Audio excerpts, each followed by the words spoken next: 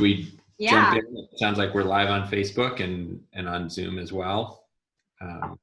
Great. Well, thanks everybody so much for joining us virtually. It's a poor substitute for seeing people in person, but we're really excited to be able to connect with the public and our members. And this is our first experiment with a virtual panel. We're calling it a wild chat. And essentially we want to give our members and the public kind of a deep dive into some of the important and pressing work we're doing right now, kind of a peek into the workshop, if you will.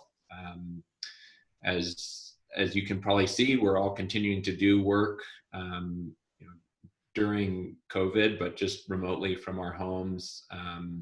And there's no shortage of work to keep doing to protect our public lands.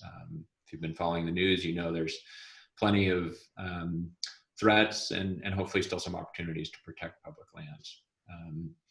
So for folks who are joining, you're welcome to ask questions. Please do that if you're on Zoom using the Q&A box or in the comments section if you're with us on Facebook Live. Don't use the chat function. If you've done that in other Zoom meetings, we won't be able to see questions there, and we'll maybe be able to take a few questions during the conversation and definitely have some time at the end. During this panel, I'll be talking with a number of our staff: Juli Slivka, our conservation director, Peter Hart, our staff attorney, Beatrice Soto, who runs our Defiende program, and Brandon Jones, who leads our hike series. You may also see Melanie, who's running all the behind the scenes tech, and she'll be sharing some photos of some of the issues we'll be talking about as well. So thanks so much for joining us, and we'll just jump right in. Wanted to start talking about the North Fork Valley over on the other side of McClure Pass, near the towns of Paonia and Hotchkiss. And Julie, you've been doing a decent bit of work over there. Maybe to start with, just let us know a bit, why the North Fork is such a special place. I know you're on the board of the West Slope Conservation Center, which is one of our partners in the area. Why is this a cool spot? Yeah, thanks, Will, and hello, everybody. The North Fork Valley is a really special place. It's probably best known for its food and wine. It's a hub of organic agriculture and a federally recognized winemaking region, one of only 2 in Colorado. We have some photos to share of this really charming valley. It's full of small family farms and orchards, and people across the Western Slope head to Paonia for the Cherry Days Festival over the 4th of July weekend, for Cider Fest in the fall. It's also a growing recreation destination. Many of you might have floated the North Fork of the Gunnison or explored it on a stand-up paddleboard, which is becoming really popular over there, or taken your mountain bike to Jumbo Mountain. So this is truly a landscape with many values.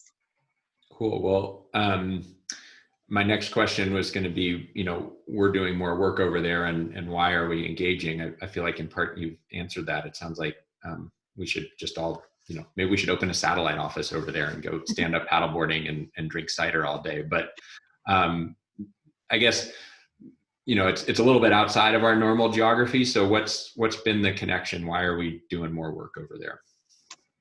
Yep, here in the Roaring Fork and Crystal Valleys, we share a connected landscape with the North Fork Valley.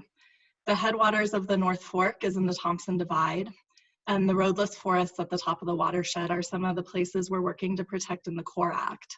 So because our 2 valleys have been working together to protect the shared landscape, a few years ago we started an annual event called Stand at the Summit that some of you have hopefully attended, where we meet in the middle at the top of McClure Pass and celebrate our public lands and rally in solidarity to protect them from oil and gas development. So even though it is on the other side of the hill, this is a place we've spent a lot of time working collaboratively with our partners over there. Right. And looks like we've got a map of that whole landscape. I know there was recently a pretty big decision impacting the North Fork, and specifically around oil and gas. And so, we've engaged on a lot of oil and gas issues on our side of the hill. Give us a sense of what just happened and what's going on in the community over there. Yep, last month, the Bureau of Land Management just finalized a long-term resource management plan for the North Fork Valley. And that plan opens the entire valley to new oil and gas leasing. This was not the direction that the local BLM office was headed with the plan, but we know from internal documents we acquired that this was a top-down decision made by the Trump administration to further what it calls its energy dominance agenda. So this is a really devastating outcome for the community and for all of us who worked so hard over many years to advocate for a better plan, a more balanced plan that protects the farms, water, public lands, and wildlife in the North Fork.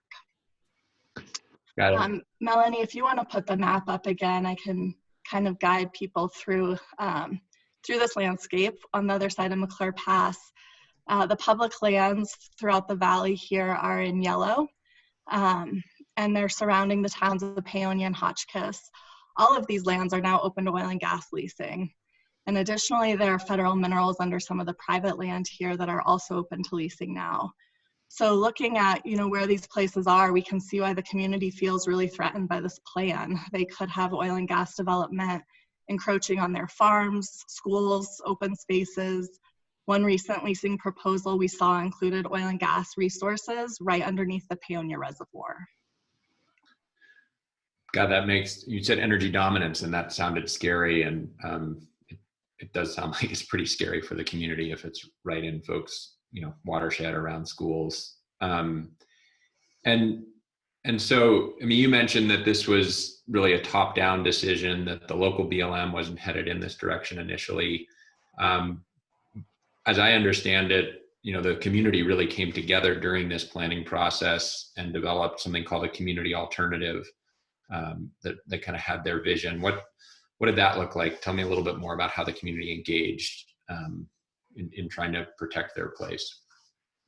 Sure. When oil and gas leasing proposals started popping up in the North Fork Valley a few years ago, the community decided to work together to develop a vision for protecting their public lands, farms, ranches, small businesses, and really way of life from the impacts of oil and gas development.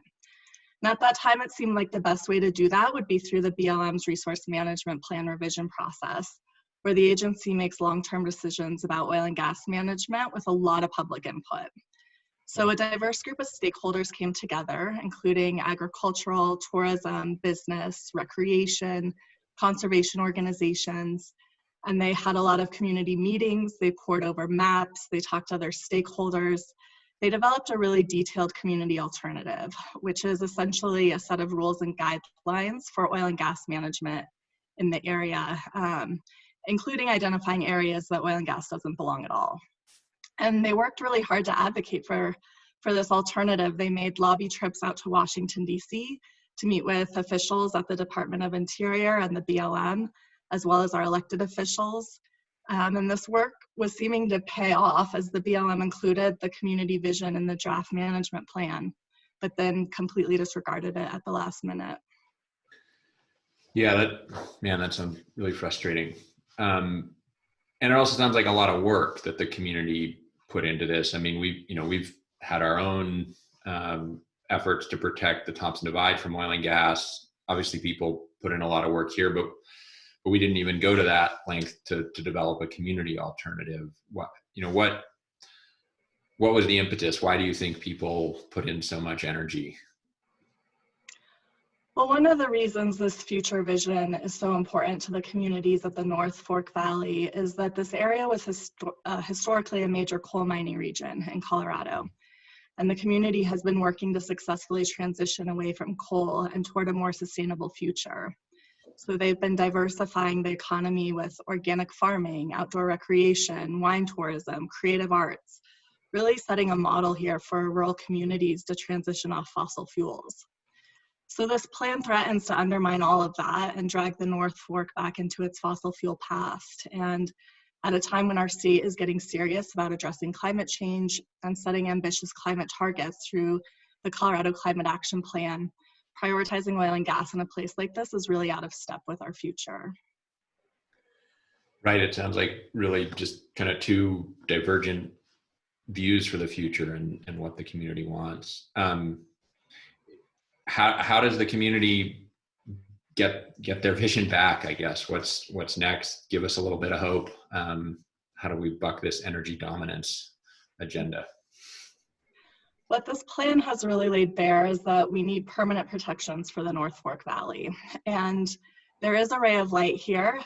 Senator Bennett is a very good friend of the North Fork, and he is committed to working with the local community on a path forward. So we're looking forward to taking him up on that offer and collaborating with the North Fork communities to get their future back on a long-term vision that we can implement. So we have a thank you letter to Senator Bennett up on our website.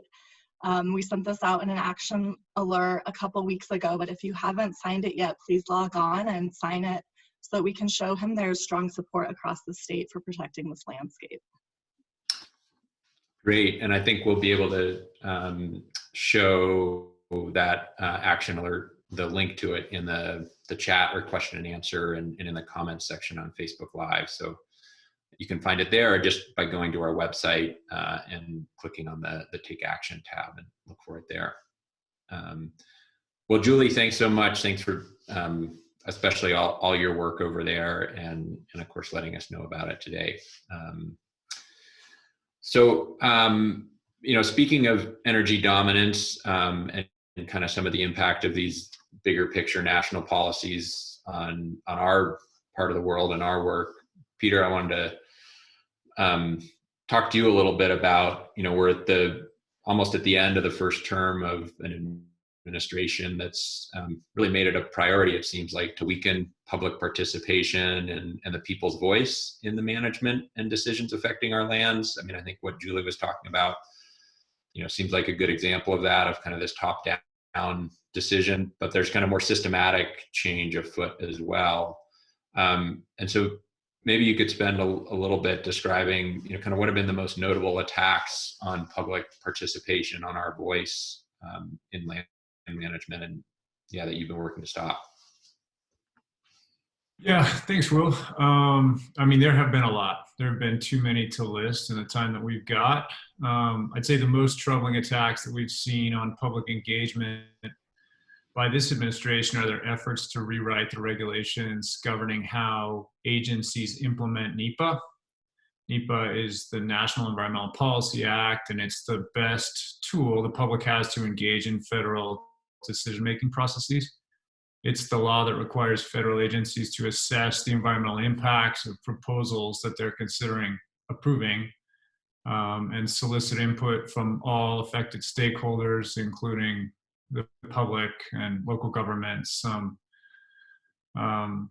nonprofits like us. And NEPA also requires these agencies to disclose their findings to the public before approving projects. So the fact that they're trying to dismantle NEPA, I'd say, is without a doubt probably the single scariest rollback that we've seen.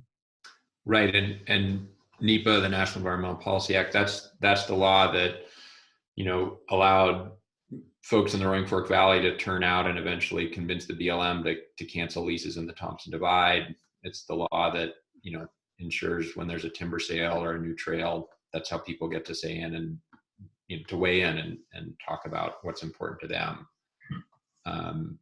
And it sounds like, from my understanding, there are changes being proposed that would affect basically how all the federal agencies, whether it's the Forest Service or Department of Transportation, Department of Defense, anybody implementing NEPA, you know, their guidelines are essentially changing.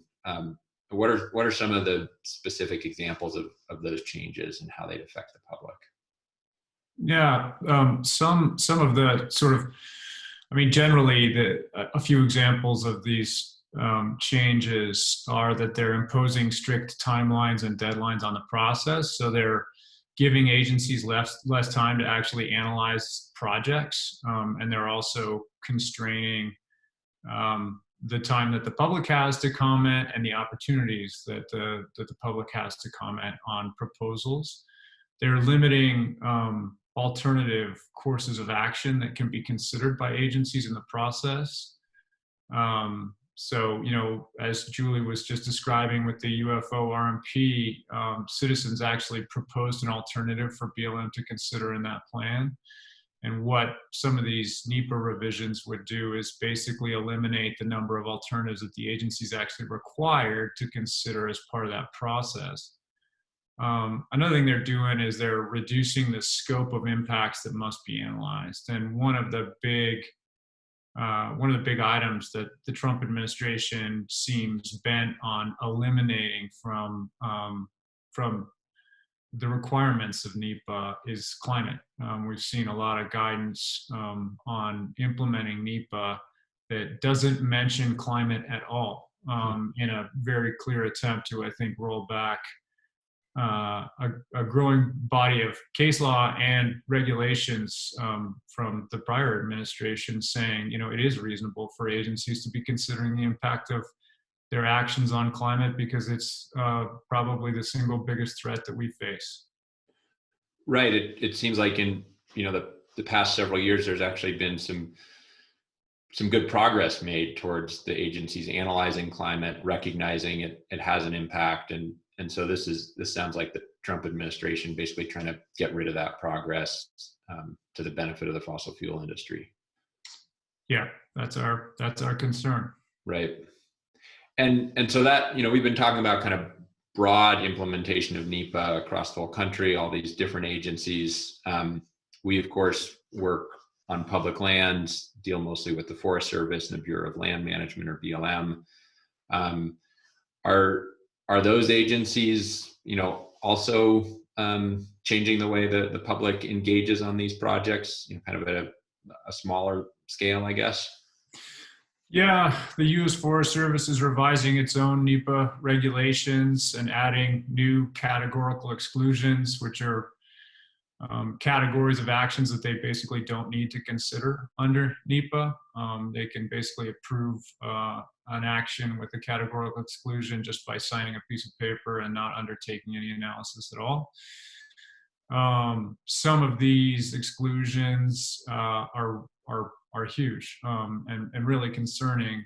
There's one that allows commercial logging on up to 4,200 acres, as long as it includes at least one restoration add-on. So that could be something like replacing a culvert to restore a fish passage.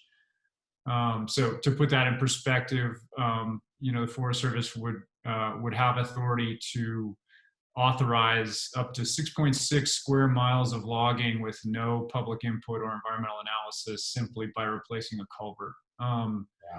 That's a big deal. Yeah. Another one allows the Forest Service to construct up to 5 miles of new road or reconstruct up to 10 miles of road with no analysis at all.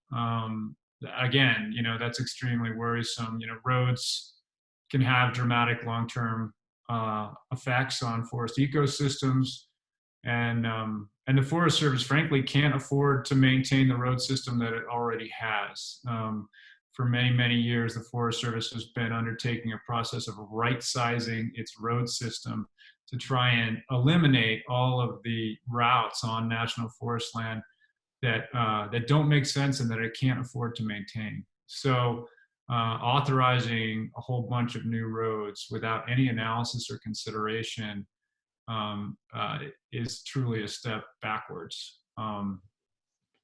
Yeah, that makes me think of a project up the frying pan locally here where, the Forest Service was proposing, nowhere near 4,000 acres, just under 2,000 acres of logging, as well as some temporary roads. And they went through a NEPA process, and the town of Basalt commented, we commented, individual citizens, and through all of that, the Forest Service, changed the project. They removed some aspen stands. They changed the time of logging trucks coming through Basalt. They found out about some cool cave resources from the citizen and from people who commented. And it sounds like all of that could just be cut out, where they could propose a project double that size, put in one fish culvert, and basically have almost no public participation. Yeah, I think NEPA, we've always said NEPA makes good projects. I think public input from local government, I'd say across the board, results in a better outcome. And And I think some of these rollbacks are going to eliminate opportunities for that. Yeah. I know we're also seeing a number of projects happening right now. These new regs haven't come into effect. We haven't seen the public participation drop yet, but even now the agencies, it seems like are trying to do a little bit less analysis, move some projects through more quickly. What are we seeing already, I guess? We're seeing the BLM and the Forest Service broaden their use of categorical exclusions, and another sort of similar tool called a determination of NEPA adequacy to avoid analysis and public participation requirements. We're seeing it for oil and gas lease sales and development decisions related to oil and gas drilling on public lands. We're also seeing an uptick in the U.S. Forest Service's approval of timber projects.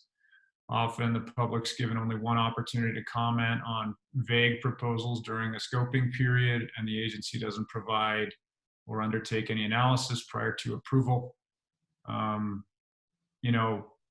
I'd say that's we're seeing a movement towards streamlining, and that's how it's manifesting itself.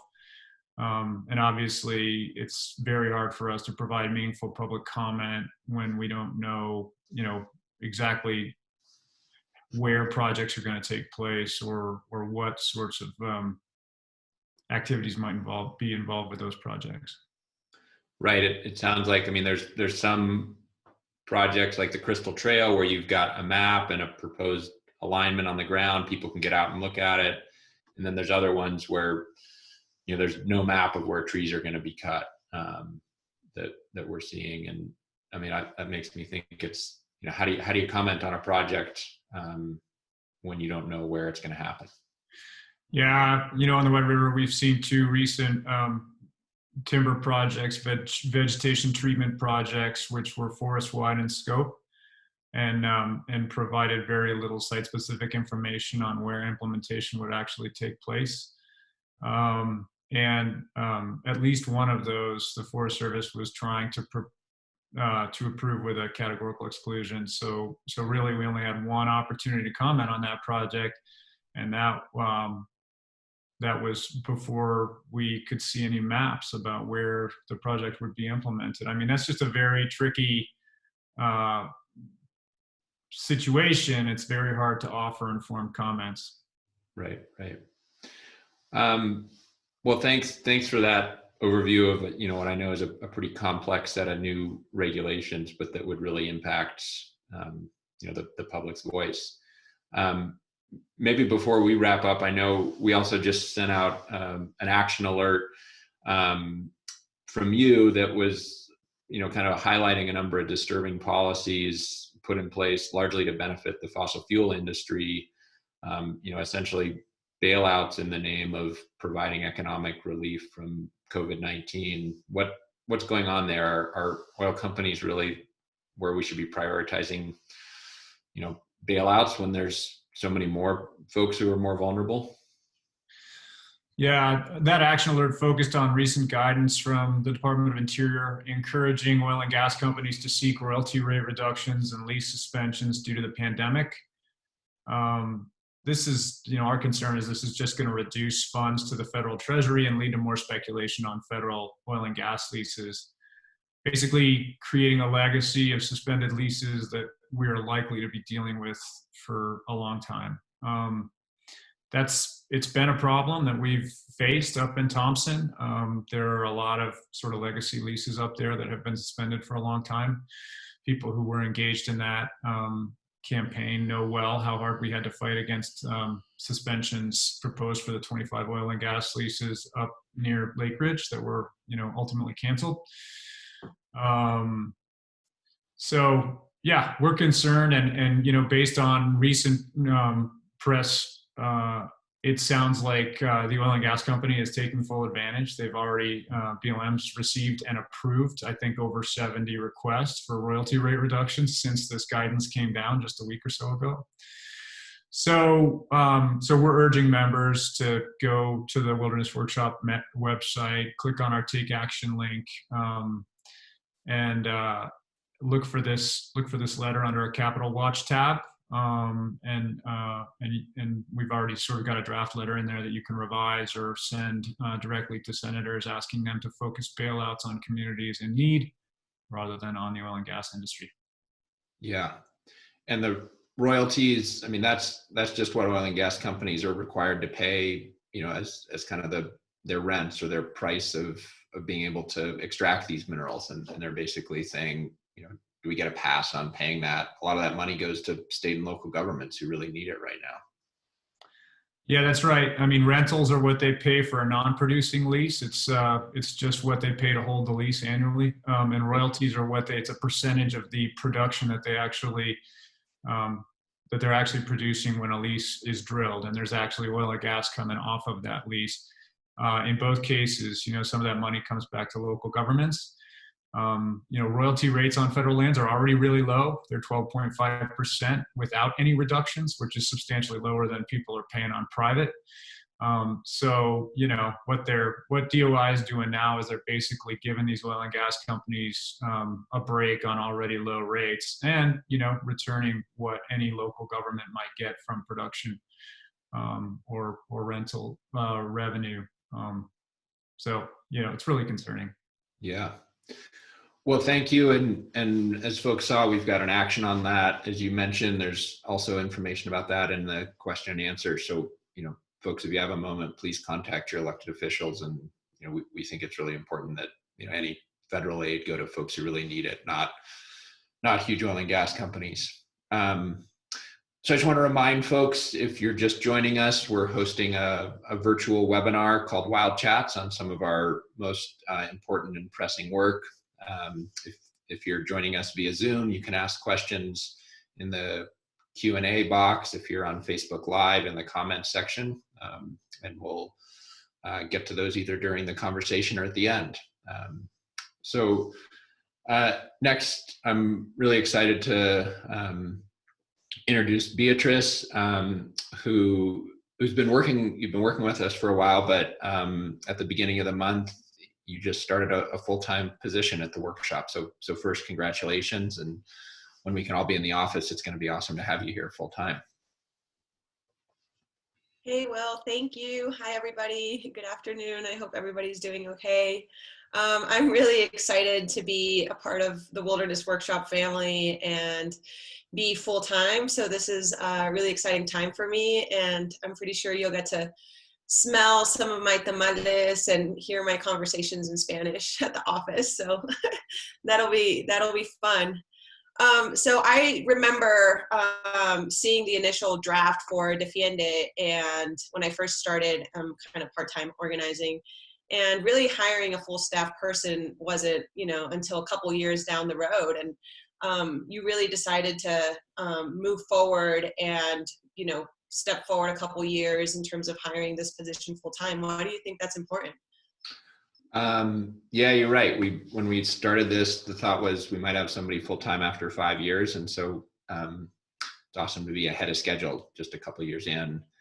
I think the reason why we wanted to launch the Defiende program and really have somebody full-time is to address, probably to be honest, a failing in the environmental movement and at the workshop.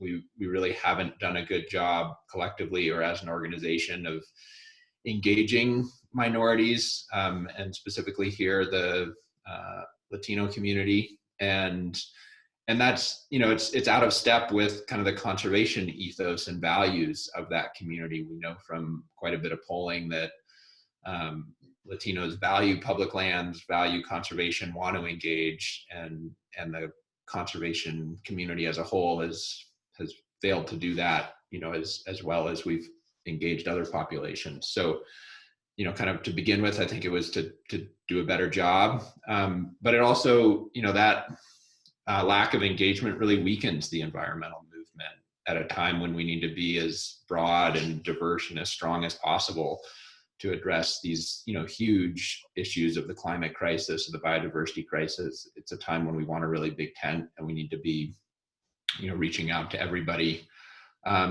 I guess frankly too, it's, you know, it's just the right thing to do to make sure that we're connecting with our entire community. We're a community-based organization, and we've got a wonderfully diverse community here, so we should be connecting with everybody. You know, the only other thing that I might mention is that you know, I got into conservation work because I'd spent a bunch of time on public lands, and there's really good data out there that points to the fact that, you know, on places like our national parks, even though, you know, the country as a whole is about 50% minority, there's, you know, much fewer people who are visiting public lands from those communities. Only about you know, 9% of the visitors to our national parks are Latino. Only about 7% are from the African American community. 80% of the visitors are white, despite that they only make up about half the population of our country. So that, I think, is also, you know, why we wanted to launch the Defiende program, was to change those numbers, to create more access and opportunities, again, for our whole community to access these public lands. And we're thinking about the future. The Roaring Fork School District is, you know, almost 60% Latino, and we've been around for 50 years. If we want to be an effective community organization in another 50 years, we want to engage the whole community. So maybe that's a bit longer of an answer than you're expecting, but I guess I'll have to say there's a lot of good reasons to have you full time, other than the fact that it's just great to work with you. So for, you know, that might give folks a little bit of an idea of what the program does, but if people haven't heard about it or are new, you know, give me just a quick summary of the main goals of the Defiende program and your work. Yeah, well, so my main goal as the Defiende Nuestra Tierra director is to broaden and deepen Wilderness Workshop's relationship with the Latinx community in our service territory. You know, and we're going to achieve this through organizing and relationship building. And I really wish to see a Latino community that is vibrant, is empowered, is well informed and educated, and is engaged civically. Once people really feel that they have a voice and they have a place in our decision-making processes and they understand how they work, you will get, and we will get, you know, a Latino community that is advocating for public lands across our territory. So in reality, that's the main goal, and to really integrate the Latino community to all our events and all our community organizing and petition making and action taking. Right. That sounds like good work. And I guess in that vein, I know this past February, you organized a group of Latinos and Latinas from the Roaring Fork Valley to go down to Denver as part of Latino Advocacy Day. You know, give us a sense of what folks talked about. What is Latino Advocacy Day? That sounds like kind of the, you know, it's a lot more than just writing a petition. Yeah, absolutely. So Latinos in Colorado have been organizing Latino Advocacy Day for over 14 years now. This work has mainly been very central and kind of in the Denver metro area.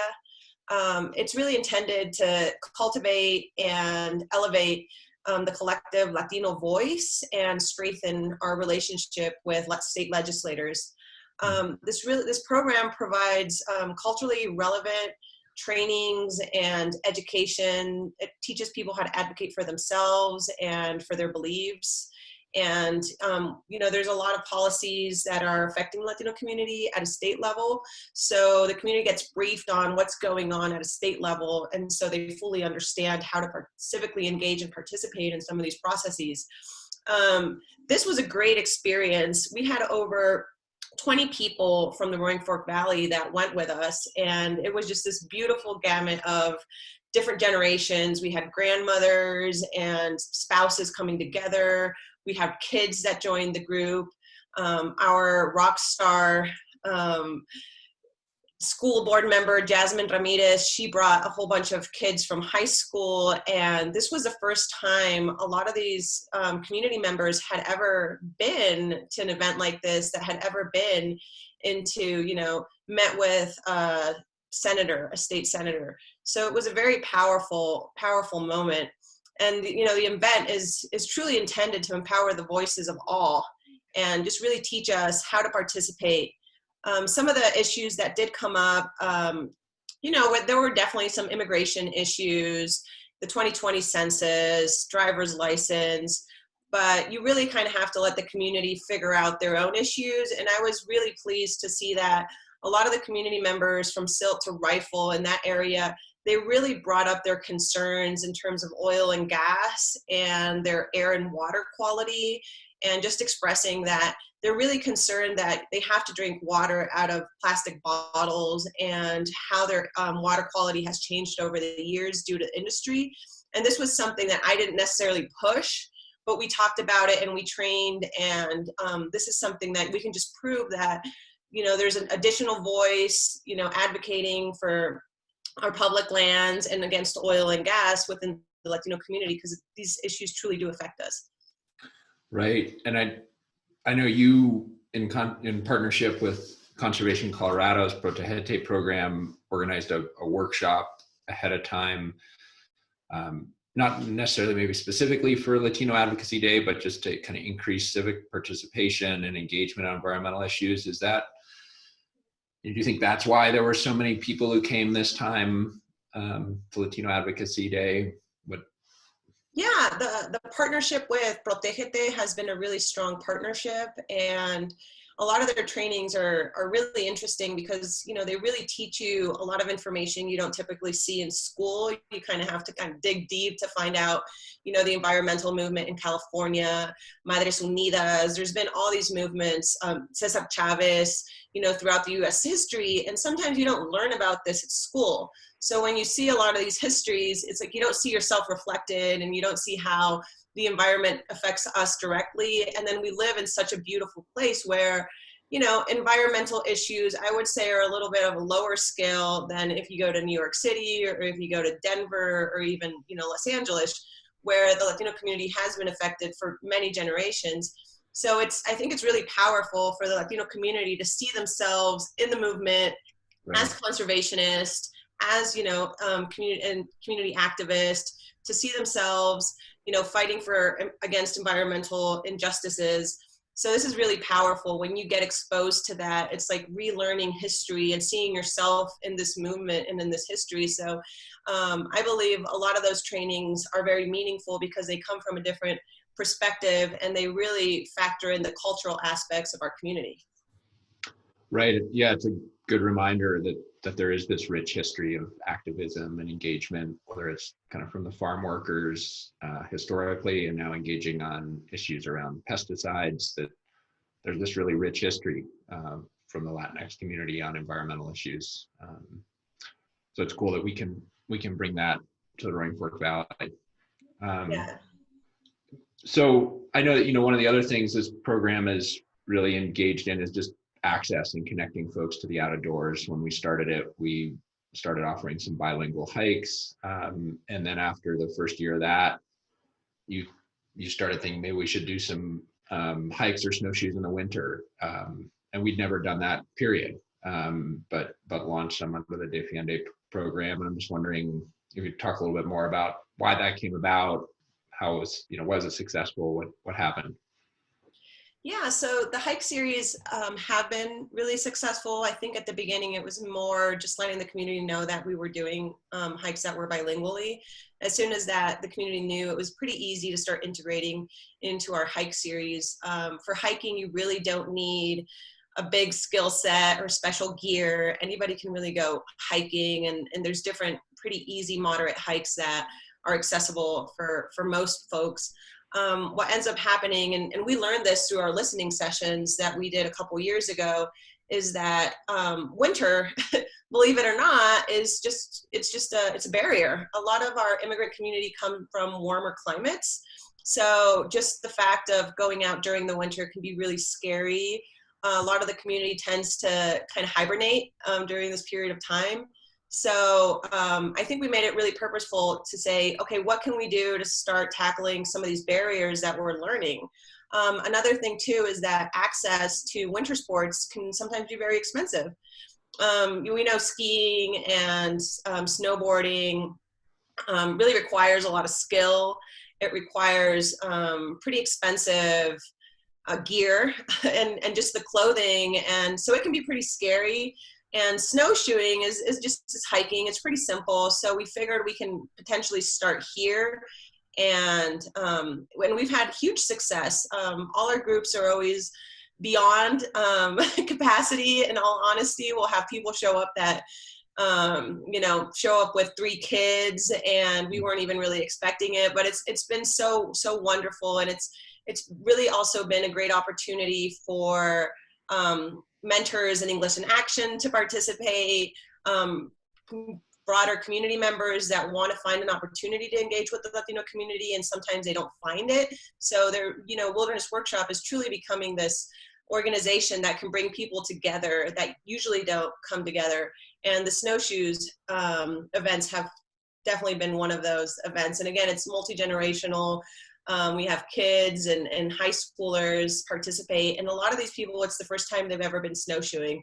So it's really powerful to break down some of those barriers and make sure that our public lands are accessible year round, and the community knows how to use them and where to go, and that it's accessible for them, and they belong here as well, and it's a resource that's here for all of us.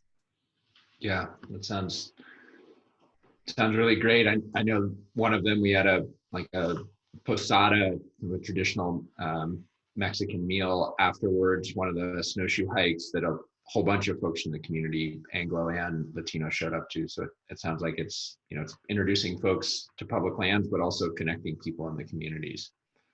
Yeah, that was a great event. We had tamales and traditional champurrado drink, which is like a chocolate drink with like corn mixed into it, and it was like a potluck. So we got to taste different foods from different places. And again, we're bringing together community that don't usually interact. And it's such a great opportunity to just share this love for the outdoors and for our public lands, and this be the common denominator that brings us all together. So this is all very, very exciting. Awesome.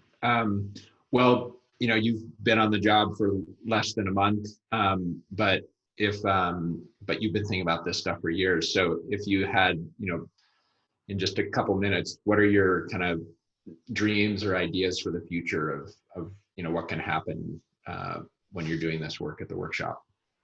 Yeah, so something that Julie and I had actually been brainstorming about for a while is a gear library. Maybe, an opportunity for us to start receiving donations, maybe through private partnerships or donations of gear that is used and in really well shape or new, and just starting to break down some of those barriers. And hopefully we can lend some of this material at a very low cost or no cost, and just allow the community to engage in some of these sports and have access. And we're trying to break down some of the barriers that we know exist, and just allow more people to have access to our public lands year round. That sounds great, and a good, I'll make an informal fundraising pitch to folks who are watching. If you've got 20 snowshoes in your garage, send them our way, or if you want to donate to help us buy 20 snowshoes, let us know.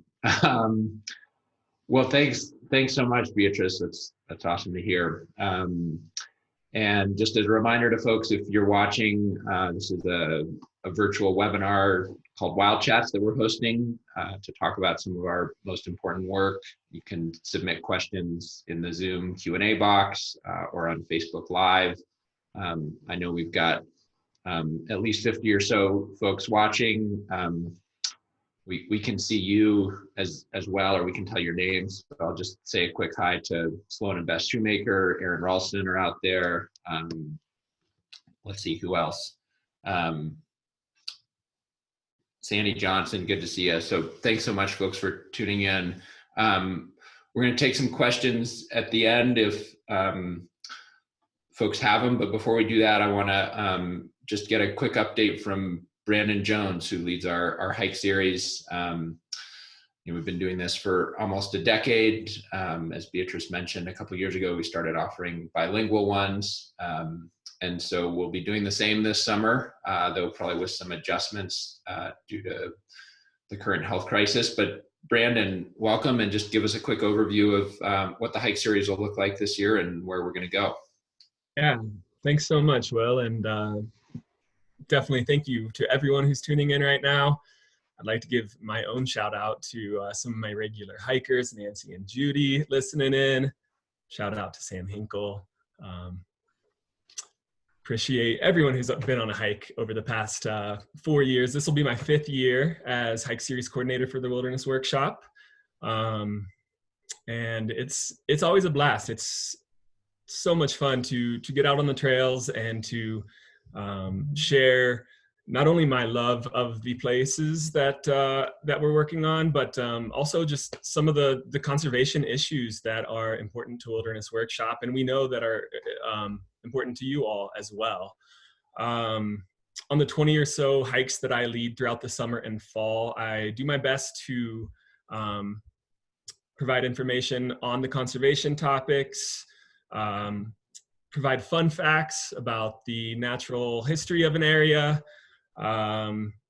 share some information about the challenges of land management and increased recreation, and finally give opportunities for hikers to speak up on behalf of these places. Because when we look back on the public lands conservation movement, a lot of these places have been protected and continue to be protected and will be there for us and future generations, thanks to participation from people who love them. Thanks to people who are going out there and making their voices heard on the local and national levels.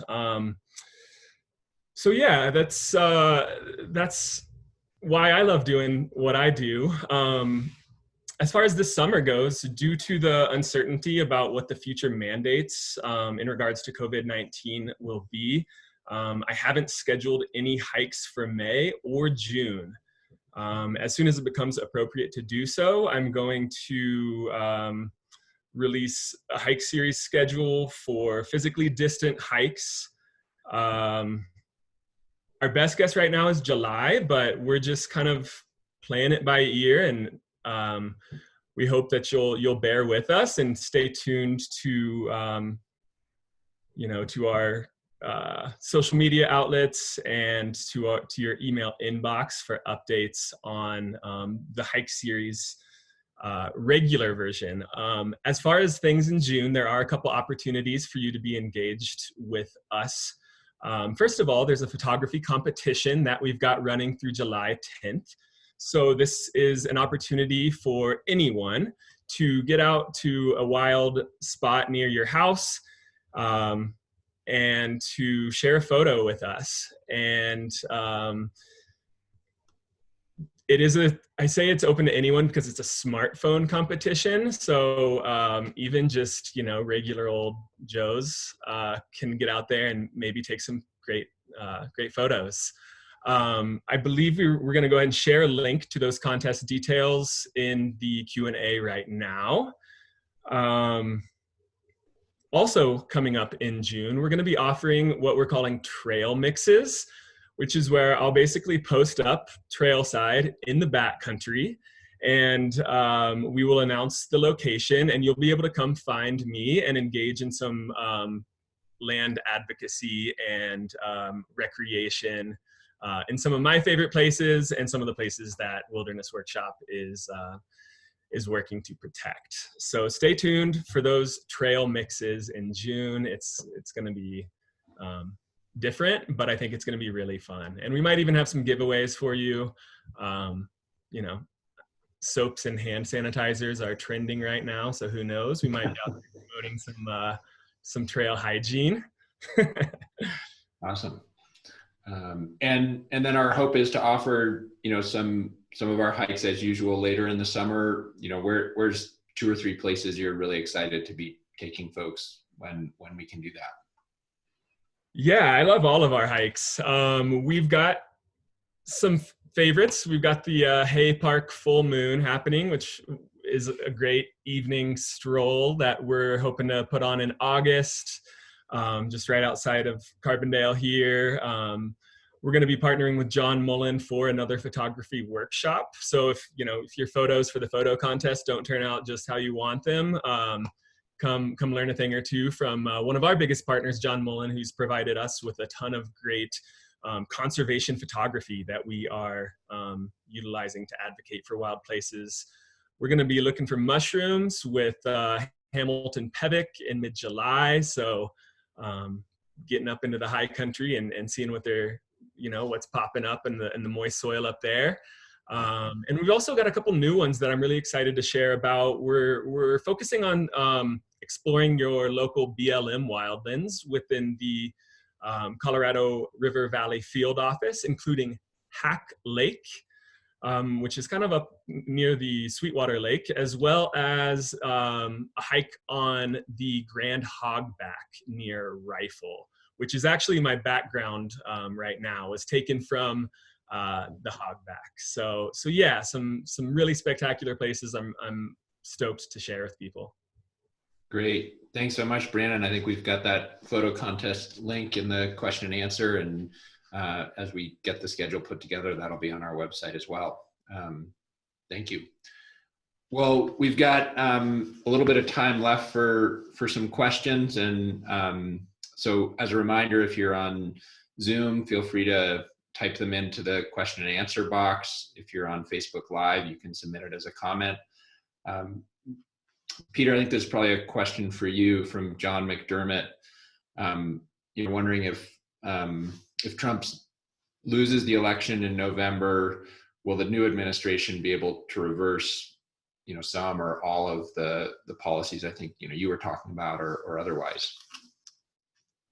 Yeah, the short answer is yes, though obviously the real answer is more complicated than that. Some of it depends on when these policies are implemented. The Congressional Review Act allows a new administration basically to pause implementation of regulations that laws and regulations that were implemented at the very end of an administration, so that they can reevaluate whether they want to proceed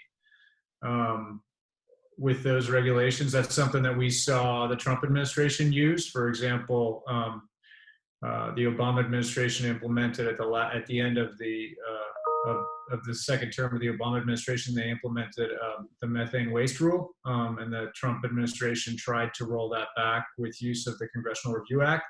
It didn't work because they couldn't, there wasn't support in Congress to basically revoke that regulation. So it's more complicated in practice than in concept. But the Congressional Review Act gives us one way. Also, a new administration can just put a hold on implementing new regulations that haven't been implemented yet, or policy directives. I mean, during the Obama administration, they put a moratorium on new coal leasing. And one of the things that the Trump administration has been refusing to do is the next step in that moratorium, which was to undertake a programmatic environmental impact statement to figure out if it's actually beneficial for us from a climate perspective not to lease any more coal. The Trump administration came into office and immediately said, we're not going to do any analysis on coal. And since then, they've been working on trying to sort of loosen up the strings so that they could actually lease coal again. And then there's just the old litigation route, right? Which is if there's a rule that was implemented by the Trump administration that we don't like, we can always file a lawsuit challenging it. And that is something we've seen industry. We saw industry do a lot during the Obama years, and in several cases we intervened to basically support what we thought were good regulations implemented during the Obama years, and in some cases we're still in court fighting over those issues. So again, the short answer is yes, there are things that we can do to reverse some of those Trump administration initiatives. And we will be engaged in those. Some of those turn out to be like long-term commitments. Julie, you might want to chime in. You worked for a national before coming in with us, and I think have a lot more experience sort of pushing back some of those national policies than I do. So what I miss? No, I think you covered it pretty thoroughly. Thanks, Peter. Thank you, guys. Let's see, another question here from Terry Parker, wondering if the categorical exclusions that you were talking about, Peter, for roads on forest lands, would that be something that could be used to facilitate developments like Burlamont or the village at Wolf Creek? Can that categorical exclusion be used to kind of access bigger picture projects, I guess? The exclusion that I cited is specifically for timber projects and veg treatment projects. And those, the Burlamont project and the village at Wolf Creek are sort of different beasts. Those are private in-holdings in the middle of the national forest. And the issue there is ANILCA, which is a different statute. I'd have to look back at those Forest Service Cat X's to see if there's anything that would make it easier for them to sort of access private in-holdings. There's nothing that I'm thinking of at this point, but there are, Forest Service, when they issued their notice of proposed rulemaking to revise their NEPA implementing regulations, there were at least 7 new categorical exclusions in there, and I can't remember all of them off the top of my head. So, there may be something in there that expedites that, or makes special use permit review easier. I don't know. I'd have to look more closely. Got it. Thank you. Well, I also want to thank our audience for folks watching on our chat. A number of you have offered to drop off snowshoes at the office, and that's awesome. So we really appreciate that. And we've also had a question about where somebody can send their check if they want to donate to the Wilderness Workshop. And so that's an easy question that I'm happy to answer. You can send any donations to P.O. Box 1442, Carbondale, Colorado, 81623. And of course, you can also donate online. So Isabel, thank you for that prompt. Full disclosure, we didn't script that. Well, I think we're almost to the top of the hour. So unless there's any last minute questions coming in, I want to thank all of you guys for joining and really appreciate the work. Thanks everybody for tuning in. Oh, we've got, one last question, late breaking news. Somebody wondering if the BLM has moved to Grand Junction already, and has that had any impact on our work? Julie or Peter, what do you want to talk about the BLM move to Grand Junction? That's all you, Julie. Sure, and I'll keep it short. The BLM has officially moved to Grand Junction. They have office space there that's open. It sounds like no employees have actually moved out yet from Washington, D.C. Part of that is that, unfortunately, a result of this relocation is that a lot of employees have just left the agency instead of moving. So the few that are still there should be moving out as COVID lifts up and they start to get that space up and running. But I think it's pretty empty right now.